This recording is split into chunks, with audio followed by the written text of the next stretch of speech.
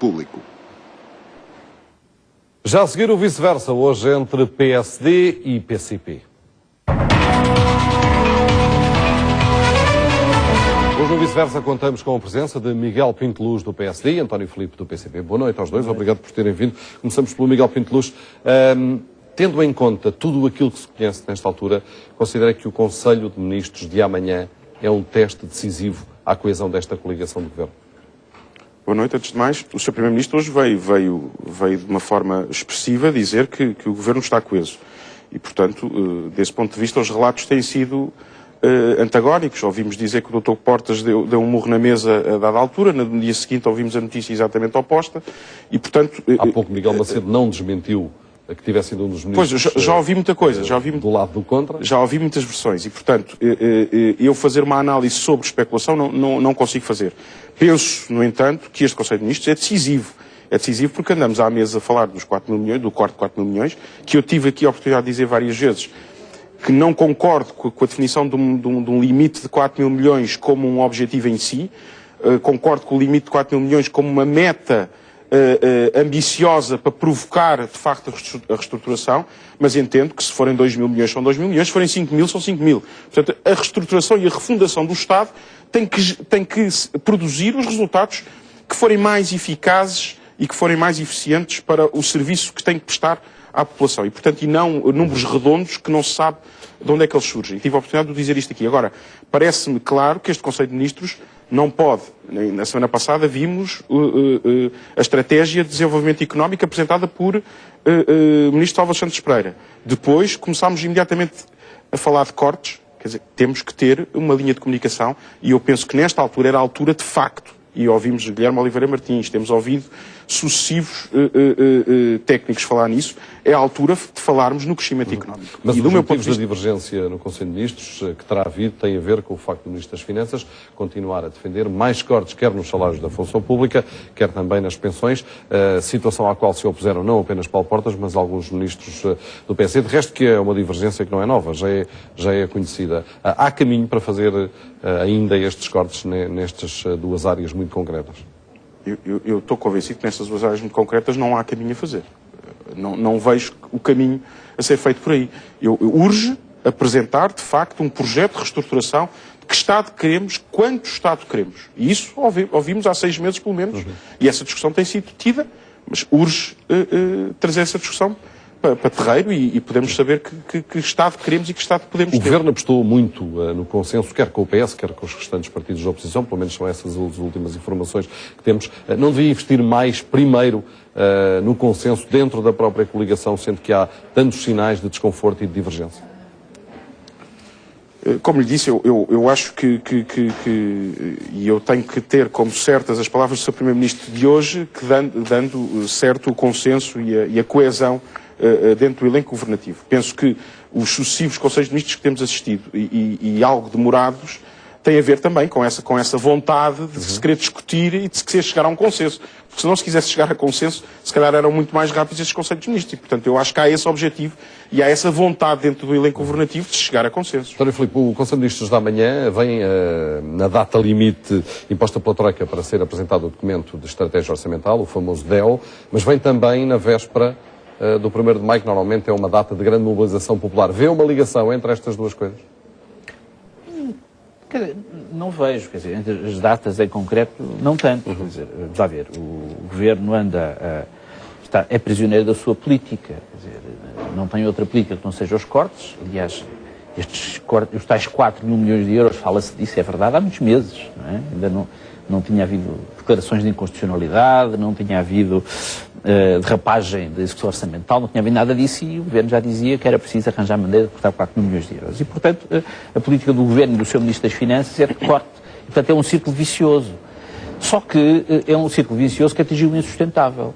Porque esta política já deu o que vinha a dar, ou seja, já se revelou um rotundo fracasso e hoje já toda a gente quase reconhece isso, menos eu ia dizer os membros do Governo, ou seja, mas já nem todos, não é?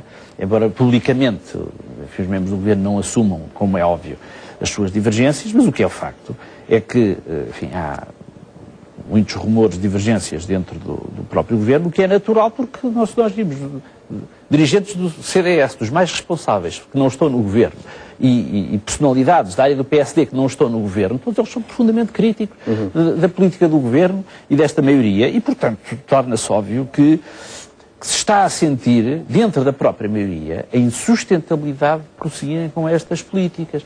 E, portanto, obviamente que o Conselho de Ministros amanhã, para obedecer aos ditames da Troika, não tem saída.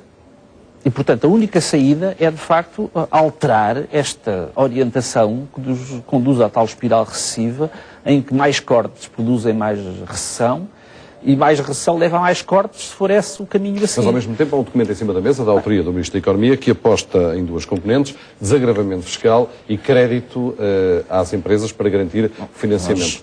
São bons sinais que vêm também... Essa é que é mais antiga do que a dos 4 mil milhões de euros. Ou seja, nós sempre ouvimos dizer... Veio atrasada, mas... Sempre ouvimos dizer que é preciso conjugar, porque toda a gente reconhece que uma economia que não cresce não paga as suas dívidas e não sai da recessão. Obviamente,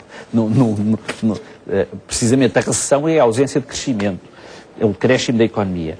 E, portanto, toda a gente diz que sem investimento, sem crédito à economia, isso não é possível. Mas o que nós temos visto não é isso. Ou seja, nós sempre ouvimos esse discurso, sempre ouvimos reconhecer que tem de ser assim, que não há outro caminho, mas o caminho que tem sido seguido não é esse. E nós, até agora, de facto, não tem havido crédito à economia, houve um decréscimo colossal do investimento público e, portanto... Mas não havia aqui um novo impulso do Governo nessa matéria ao apresentar um documento e ao comprometer-se com estas, eu vejo um novo discurso, com estas metas muito concretas e com estas medidas? Vejo um novo discurso, sem dúvida. Ou seja, não é bem novo, quer dizer, porque isso já foi dito várias vezes, houve uma insistência, se quiser, do Governo nesse discurso. Agora, o que nós não vemos é ainda a tradução disso. Mas concorda que medidas que foram conjunturais e temporárias têm que ser substituídas por medidas que sejam estruturais e permanentes? Mas o que está em cima da mesa, o que está em cima da mesa, quando se fala dos 4 mil milhões, e é isso, é de facto a verdadeira refundação do Estado. O que está em cima da mesa são cortes. Não digo que não. Eu diria cortar por duras, tornar mais eficiente. Eu digo transformar medidas que foram conjunturais e temporárias, e todos à volta desta mesa admitimos que são conjunturais e temporárias, por medidas que sejam permanentes e estruturais. Há poucas semanas dizia que isto era uma coisa de geração. Isto para quê? Deixe-me dizer-lhe isto. O documento que o Dr. Álvaro Santos Pereira apresentou é fundamental nesta altura. Porque, repare, nenhuma economia consegue gerar confiança junto dos investidores quando o investidor estrangeiro que quer investir em Portugal não sabe há 1 ano e meio o que é que vai ser a reforma do IRC. E, portanto, não há investidor que queira investir em Portugal. E, portanto, urge, e, portanto, em boa hora, o Ministro Álvaro Santos Pereira apresentou este documento. E este documento eu acho que foi pouco debatido. E foi isso que eu coloquei o dedo na ferida na minha primeira intervenção. Eu sou social-democrata, mas também tenho que fazer essa análise e dizer-lhe o seguinte. Eu penso que este documento hoje é que devia estar a ser debatido, mas não, já houve uma mudança do soundbite que hoje se discute novamente para o Conselho de Ministros de amanhã. E, portanto, perdeu-se mais uma vez e anda-se na espuma do debate político sem ir ao fundo dos problemas. E aquele desafio que eu tenho feito a todos os partidos com que tenho o privilégio de debater aqui, dizer que virem a terreiro e debaterem de facto que Estado querem, sem dogmas, sem preconceitos. O seu Estado será diferente do meu Estado, com certeza. Mas é esse desafio que tem que ser feito. Aliás, na Assembleia da República, aliás, o PCP agendou, ainda para esta semana, um debate sobre a política alternativa, sobre aquilo que queremos para o país. E, portanto, a maioria terá aí, e o Governo também, se quiser, pode participar também nesses agendamentos legislativos. Portanto, terá uma boa oportunidade para discutir, não é, com o PCP e na Assembleia da República o que é que cada um pretende para o país, do Estado e da economia. E, portanto, o Governo, se quiser discutir, tem aí uma excelente oportunidade. E esperemos é que não fuja a essa discussão. Miguel Pinto Luz, o Governo mandou, e vamos a esta questão também do consenso e discutir as propostas, o Governo mandou uma carta aos partidos da oposição, uma notícia que se soube em pleno Congresso do PS. Ficou a ideia de que a primeira intenção do Governo foi condicionar precisamente o Congresso do Partido Socialista com esta carta, mais do que a questão do diálogo e do consenso. Eu acho que a carta era indispensável, repare, quer dizer, hoje vivemos a vida... Também não é um caso em que veio, mas veio tarde? Não, eu ia lhe dizer que hoje vivemos tudo com tanta intensidade e tão concentrado que os timings normalmente se sobrepõem-se uns aos outros e, portanto, não podemos ser presos por ter cão e presos por não ter. O que aconteceu nesta situação é que o Governo tem um Conselho de Ministros, vai aprovar uma estratégia orçamental, a estratégia orçamental que vai ter que apresentar a Bruxelas e aos credores. Antes de reunir com os partidos da oposição, e lançou a carta e teve que comunicar ao abrigo do Estatuto da Oposição e, portanto, isso parece-me claro. Se a carta devia ter seguido antes, se calhar com mais tempo. Porque, repare, porque isto entronca... Hoje o PSD é ativo. O PSD e o CDS são os partidos da Troika. Quando não foram eles que assinaram este memorando. E, portanto, paradoxalmente, nós PSD, deixámos o Partido Socialista à deriva nos primeiros 6 meses, 8 meses de governação, e hoje o Partido Socialista conseguiu separar-se desse rótulo quando, e temos o engenheiro Sócrates na RTP todas as semanas, parece que não tem nada a ver com o que aconteceu.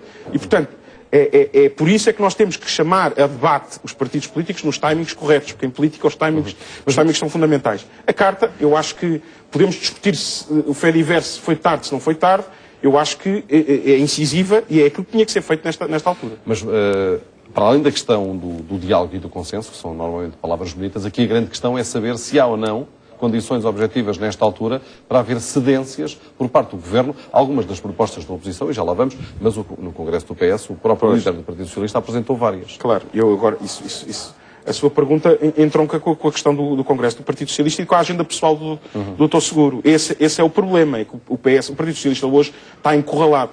E o representante do Partido Comunista, que teve no encerramento do Congresso do Partido Socialista, tocou com o dedo na ferida, que saiu do discurso do Partido Socialista a questão de admissão imediata do Governo.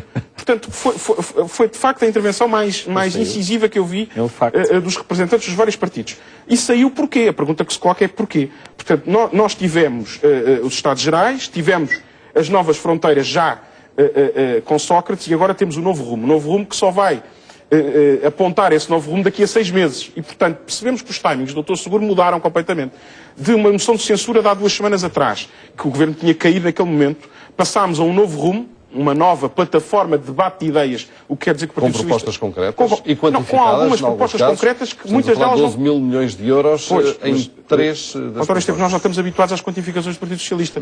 Lembremos-nos sempre dos 150 mil postos de trabalho do engenheiro Sócrates. E, portanto, essas quantificações, quando ainda nem tem ideias para o país, porque vai criar agora uma plataforma para começar a debater, e, portanto, paradoxalmente, o que nós temos é um Partido Socialista que há 2 semanas queria a queda do Governo, hoje já não quer a queda do Governo, porque quer mais 6 meses para estudar o país e ter ideias para o país. Depois temos um Partido Socialista que quer resolver questões internas e por isso é que eu digo que a margem da pessoal do Dr. Seguro. O Dr. Seguro, para preparar o Congresso e para ganhar força em Congresso, faz a moção de censura. Depois do Congresso já tem uma agenda diferente. Mas, de facto, o Dr. Seguro sai deste Congresso reforçado, porque de alguma forma conseguiu trazer o Dr. Francisco Assis e o Dr. António Costa e colocá-los todos no mesmo bolo e, portanto, sai reforçado em termos de liderança interna, mas do meu ponto de vista é um Partido Socialista vazio de ideias. Mas não é um contraste brutal em que o maior partido da oposição sai reforçado a um Congresso numa altura em que o Governo parece completamente partido relativamente à sua coligação?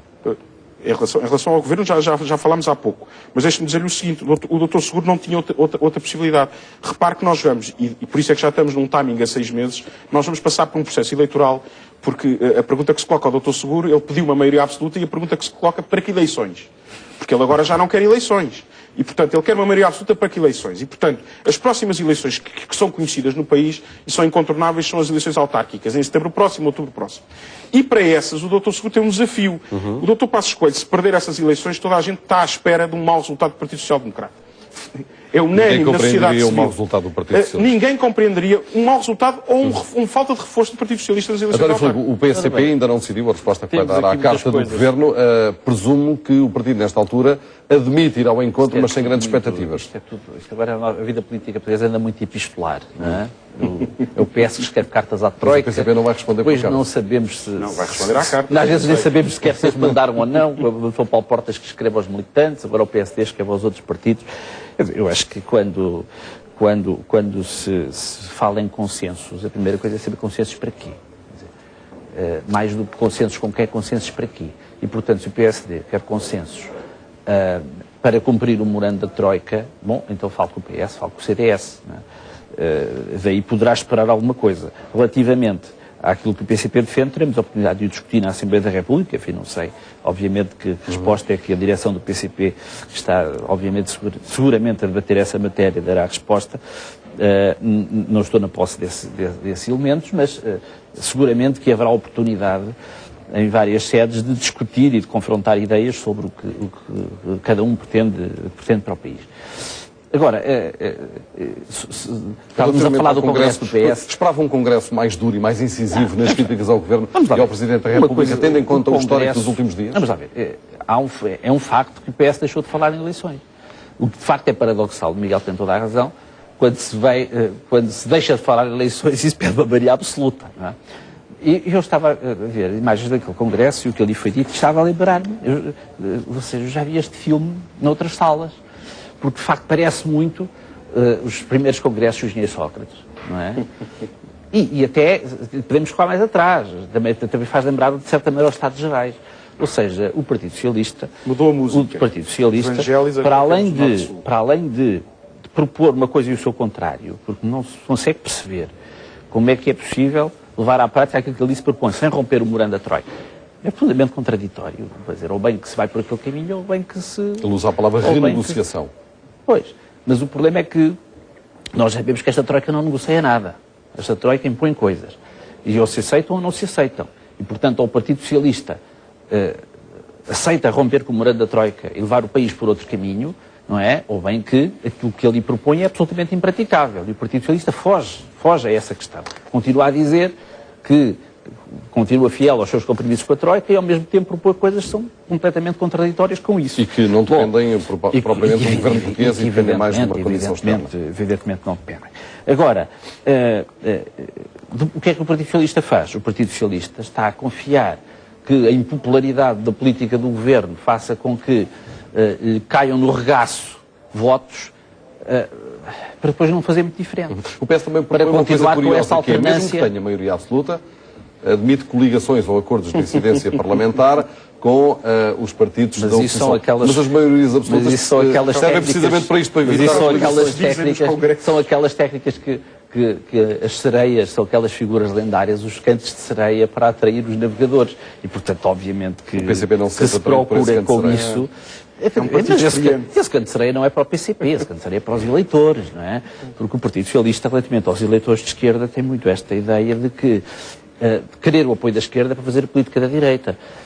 E, portanto, tem um rótulo que depois não confere com o conteúdo do que está lá dentro. Mas o que está a dizer é que não havia, neste momento, no caso de eventuais eleições, condições objetivas para uma coligação, por exemplo, entre o PS e o PCP. Vamos ver, estas coisas de coligações e de convergências e de consensos... É que são os partidos à esquerda que falam de uma convergência alargada à esquerda. Sim, mas é em torno de políticas de esquerda. Ou seja, nós não podemos ter da vida política uma visão matemática que fazemos as contas e dizemos assim, bem, está 3 à esquerda, 2 à direita, 3 são mais que 2 e, portanto... Bom, não é assim. Porque o que nós temos visto é que daquilo que têm sido as clivagens fundamentais, as opções fundamentais na política portuguesa, o PS não tem estado do lado dos partidos à sua esquerda. E, portanto, não se pense... O que o PS sempre pretende, e esse discurso continua a ser feito, mas é um discurso que já tem décadas, que é o de fazer um discurso de esquerda para atrair eleitores de esquerda sob um rótulo de esquerda, mas depois, quando está no governo, faz exatamente aquilo que faz a direita. E faz exatamente aquilo que critica quando está na oposição. E, portanto, isto é absolutamente... Há quem diga que é também um pescar de olho a este CDS. Pois, era isso. Há uma nuance no discurso do Partido Socialista, que é o seguinte: o Partido Socialista hoje está encurralado e sabe que não consegue coligar nem com o Partido Comunista Português, nem com o Bloco de Esquerda. E, portanto... E agora começou com um discurso ligeiramente diferente, que é não pode coligar com este PSD e com este CDS. E, portanto, isto é uma nuance interessante. Mas também destaca alguém para namorar o Bloco de Esquerda. Também destaca. E, portanto, é uma nuance no discurso do Dr. Seguro que se percebe porque governa pelas sondagens, não respeita as instituições, não respeita os mandatos, e percebe-se que com estas sondagens que têm vindo a lume, ele não consegue governar se não fizer. Portanto, há um pescar de olho objetivo. Rapidamente, 1 minuto a cada um, e peço desculpa porque não temos mais tempo. Um comentário às propostas concretas de António José Seguro neste Congresso, 3 delas no valor de 12 mil milhões de euros, 12.500 milhões de euros. Qual é a sua opinião? Algumas delas são execuíveis, não são propostas execuíveis porque boa parte delas não depende de facto de um governo português, mas da boa vontade das instituições. Pois era isso que eu ia dizer, a maior parte delas dependem da boa vontade dos credores e, portanto, ou da vontade política do governo português de fazer de forma diferente. E deixe-me dizer-lhe o seguinte, eu penso que são propostas para não levar a sério, porque alguém que coloca e quantifica com tanto rigor e com tanta precisão, à boa maneira socialista, todas essas medidas, e depois diz que vai lançar uma tal plataforma para daqui a 6 meses ter ideias para o país, quer dizer, eu não consigo perceber. Sinceramente, não consigo perceber como é que já tem tanta quantificação e capacidade de racionalizar ideias e depois ainda vai lançar a plataforma Novo Rumo, não é? Novo Rumo, para daqui a 6 meses termos resultados e termos um Partido Socialista então com ideias para o país. António Filipe, algumas destas propostas vão de encontro àquilo que o PCP defende? Já vi este filme. Quer dizer, eu acho que isto é um remake típico do Partido Socialista quando está na oposição. E, portanto, mas era aqui bom... questões aumentar o salário mínimo. Era bom. Nova TSU para as empresas. Foi precisamente aquilo que o governo do Partido Socialista, na sua fase final, depois de ter feito um acordo com os parceiros sociais, incluindo a CGTP, para o aumento do salário mínimo, não o cumpriu. E, portanto, está a prometer agora aquilo que não fez quando tinha tido a possibilidade de o fazer e não há muito tempo. Exatamente, e não há muito tempo. E, portanto, isto vale o que vale. Quer dizer, era importante, evidentemente, que o Partido Socialista convergisse com ideias de esquerda, que defendesse, de facto, uma política patriótica, que nos libertasse deste dictado em que Portugal se meteu, precisamente, lá está com o governo socialista, mas com o apoio do PSD e do CDS, que não iliba o PSD e o CDS das suas responsabilidades relativamente ao memorando da Troika. Mas o que era importante era que o Partido Socialista fosse claro em relação a isso.